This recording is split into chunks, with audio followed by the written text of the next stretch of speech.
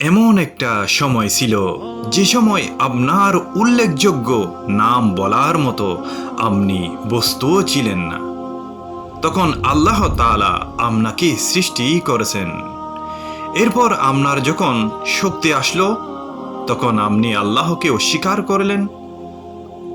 যারা আল্লাহকে অস্বীকার করে তাদেরকে বলতেছি আমি এই কথাগুলো। এমন একটি সময় ছিল সবাই মুসলিম ছিলেন, জানেন? রাসূল সাল্লাল্লাহু আলাইহি ওয়াসাল্লাম বলেছেন, প্রত্যেক সন্তানই ইসলামী ফিতরতের উপর জন্মগ্রহণ করে থাকে। তারপর তার মাতা পিতা তাকে ইহুদি, নাসারা অথবা অগ্নি পূজক বানিয়ে ফেলে। যে রূপে চতুষ্পদ জন্তু পূর্ণাঙ্গ জন্তুই জন্ম দিয়ে থাকে।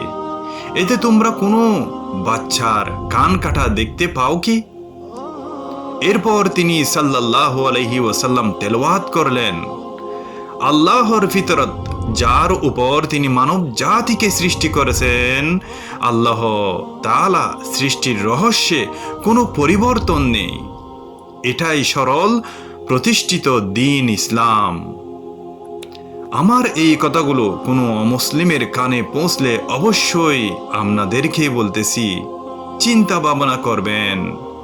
কারণ আপনি যদি ঈমান না আনেন আল্লাহর প্রতি, তাহলে আপনি মহা ক্ষতিগ্রস্ত হবেন।